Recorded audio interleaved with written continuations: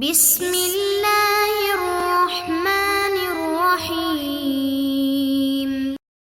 السلام علیکم معزز طلبہ کرام، آپ سب کیسے ہیں؟ آج ہم نور الانوار کے سبق نمبر 44 کو پڑھیں گے، اور آج کے سبق کا عنوان ہے پانچویں تفریع کا بیان۔ آج کے ہمارے سبق کی عبارت ثم ذکر المصنف بعد هذا البیان التفریعات الثلاثة الباقیۃ سے شروع ہوتی ہے۔ آئیے سب سے پہلے عبارت پڑھتے ہیں، ترجمہ بھی کرتے ہیں، ساتھ ہی ساتھ وضاحت کرنے کی بھی کوشش کرتے ہیں۔ مصنف علیہ رحمہ لکھتے ہیں ثم ذکر المصنف بعد هذا البیان التفریعات الثلاثة الباقیۃ علی الحکم، پس پھر مصنف نے اسی وجہ سے، خلا کے بعد طلاق دینا صحیح ہے، یعنی اسی وجہ سے کہ خاص کا مدلول قطعی واجب الاتباع ہے، اسی لیے ہمارے نزدیک اب مصنف علیہ رحمہ نے ایک مسئلہ بیان کرنا شروع کیا، یعنی کہ پھر مصنف نے ذکر کیا بعد هذا البیان تفریعات ثلاثة، جو باقی تین تفریعات ہیں ان کو بیان کرنے کے لیے علی الحکم، حکم پر، فقال، تو انہوں نے فرمایا کہ وَلِذَلِكَ صَحَّ ایقاع الطلاق بعد الخلع، یہی وجہ ہے کہ طلاق کا خلع کے بعد واقع ہونا صحیح ہے، ای وَلِأَجَلِ أَنَّ مَدْلُولَ الْخَاصِ قَطْعِيٌّ وَاجِبُ الاتباع صح عندنا ایقاع الطلاق علی المرأة بعدما خالعها خلافا للشافعی رحمہ اللہ تعالی، یعنی اسی وجہ سے کہ بے شک جو خاص کا مدلول ہے وہ قطعی ہے اور اس پر عمل کرنا واجب ہے، ہمارے نزدیک طلاق کا واقع کرنا عورت پر اس کے ساتھ خلع کرنے کے بعد یہ صحیح ہے، برخلاف امام شافعی علیہ رحمہ کے۔ وبیانہ، اور اس کا تفصیل اس کی یہ ہے کہ ان شافعی یقول ان الخلع فسخ للنکاح فلا يبقى النکاح بعدہ، تفصیل یہ کہ امام شافعی فرماتے ہیں کہ بے شک جو خلع ہے یہ نکاح کو فسخ کرنا ہے، پس نکاح اس خلع کے بعد باقی نہیں رہتا۔ وَلَيْسَ بِطَلَاقٍ فَلَا يَصِحُّ الطَّلَاقُ بَعْدَهُ، اور یہ طلاق بھی نہیں ہے تو اس لیے کہ اس کے بعد طلاق بھی صحیح نہیں ہوگی۔ وَعِنْدَنَا هُوَ طَلَاقٌ يَصِحُّ إِيقَاعُ الطَّلَاقِ الْآخَرِ بَعْدَهُ عَمَلًا بِقَوْلِهِ تَعَالَى، ہم یہ کہتے ہیں کہ یہ بھی طلاق ہے اور اس کے بعد کسی دوسری طلاق کو واقع کرنا بھی صحیح ہے، اللہ تعالیٰ کے اس فرمان پر عمل کرتے ہوئے فَإِن طَلَّقَهَا فَلَا تَحِلُّ لَهُ مِن بَعْدُ، وَذَلِكَ، اور یہ اس لیے کہ لأن اللہ تعالیٰ قال اولا الطلاق مرتان فإمساك بمعروف او تسریح بإحسان، بے شک اللہ تعالیٰ نے فرمایا اولا کہ طلاق دو مرتبہ ہے، پس فإمساك بمعروف تو بھلائی کے ساتھ ٹھہرنا ہے، او تسریح بإحسان یعنی الطلاق رجعی اثنان، یعنی جو طلاق رجعی ہے یہ دو ہیں، اب الطلاق الشرعی مرتن بعد مرتن بالتفریق دون الجمع، یا پھر طلاق شرعی ایک مرتبہ کے بعد دوسری مرتبہ ہے فرق کرنے کے ساتھ، متفرق طور پر، نہ کہ جمع کے طور پر۔ فبعد ذلك يجب على الزوج اما امساک بمعروف، اس کے بعد زوج پر یا تو امساک بمعروف واجب ہے، ای مراجعۃ بحسن المعاشرت، یعنی کہ حسن معاشرت کی رعایت کرتے ہوئے لوٹنا، رجوع کرنا واجب ہے، او تصریح باحسان، یا تصریح باحسان واجب ہے، یعنی ای تخلیص علی الکمال والتمام، یعنی کامل طور پہ، مکمل طور پہ اس کو خلاصی دے دینا، چھوڑ دینا، پھر یہ واجب ہے۔ ثم ذکر بعد ذلك مسئلہ الخلع، اور اس کے بعد پھر مسئلہ خلع کو ذکر کیا، فقالت، فرمایا فَإِنْ خِفْتُمْ أَلَّا يُقِيمَا حُدُودَ اللَّهِ فَلَا جُنَاحَ عَلَيْهِمَا فِيمَا افْتَدَتْ بِهِ، فرمایا کہ اگر تمہیں خوف ہو کہ وہ اللہ کی حدود قائم نہیں کر پائیں گے تو پھر ان دونوں پہ کوئی حرج نہیں ہے کہ عورت اس کا فدیہ دے، ای فَإِنْ ظَنَنْتُمْ يَا أَيُّهَا الْحُكَّامُ، یعنی اے قاضیوں، اے حاکموں،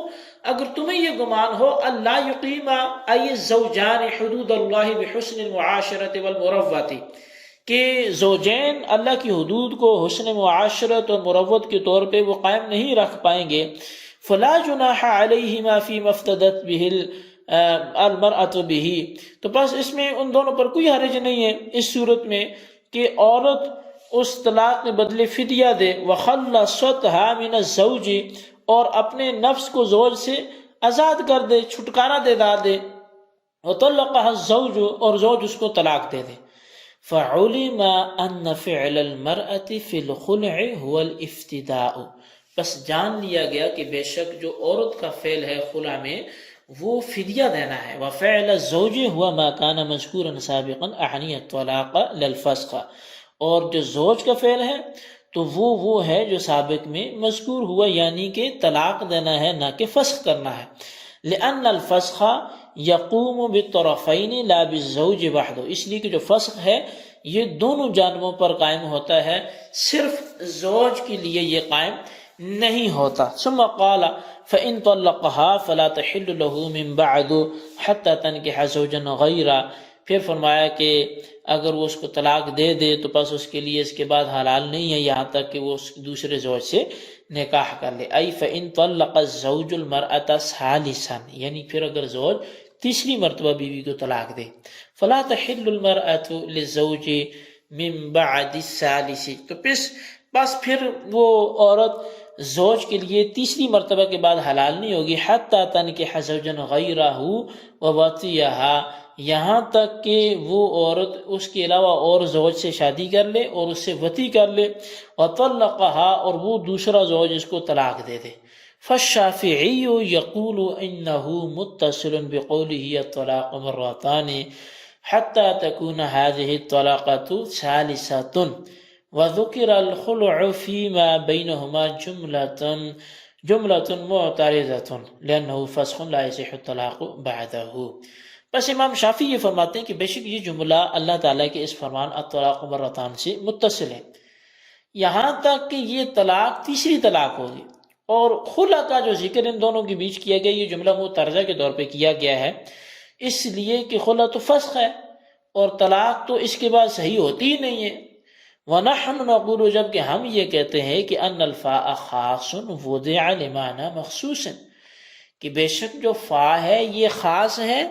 اور یہ مخصوص معنی کے لیے وضع کیا گیا، وَهُوَ التَّعْقِيبُ، اور وہ تعقیب الوصل ہے،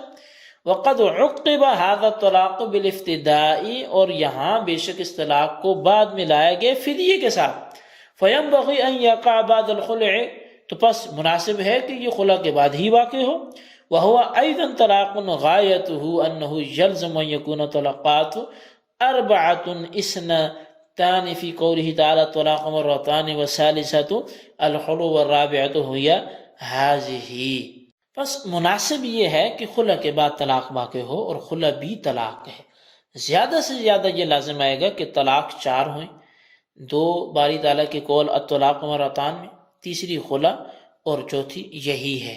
وَلَكِنَّهُ لَا بَأْسَ بِهِ فَإِنَّ الْخُلَعَ لَيْسَ طَلَاقًا مُسْتَقِلًا عَلَى حِدَةٍ بَلْ مُنْدَرِجٌ فِي الطَّلَاقَتَيْنِ، فَكَأَنَّهُ قِيلَ الطَّلَاقُ مَرَّتَانِ سَوَاءٌ كَانَتَا رِجْعِيَّتَيْنِ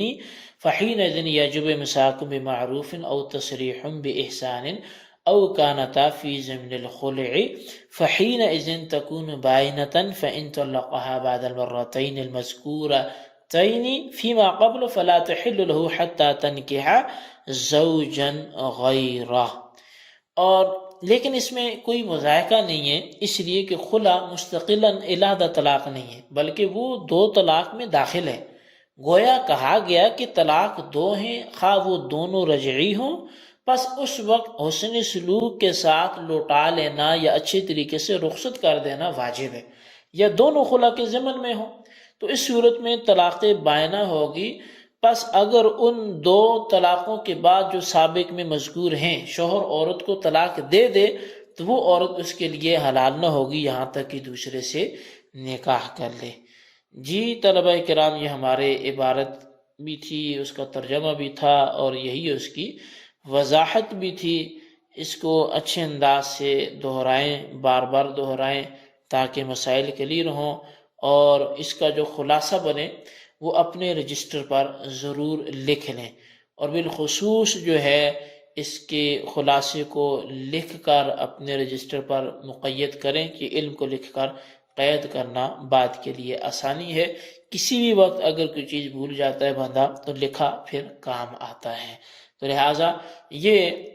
جو کہ آج 5ویں تفریح تھی خاص کے حکم پر، چونکہ حکم یہ تھا کہ ان یتناول المخصوص قطعا، کہ وہ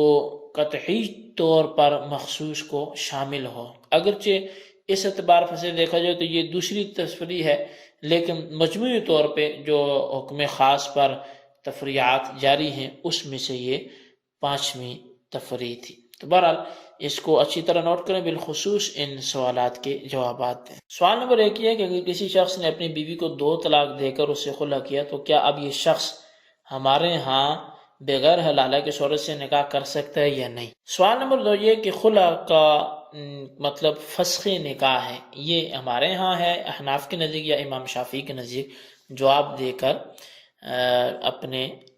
بالخصوص اس سبق کو کلیئر کریں۔ اللہ تبارک و تعالیٰ سے دعا ہے جو کچھ ہم نے پڑھا سنا اسے یاد رکھنے کی توفیق عطا فرمائے، آمین بجاہ نبی الامین صلی اللہ علیہ وسلم۔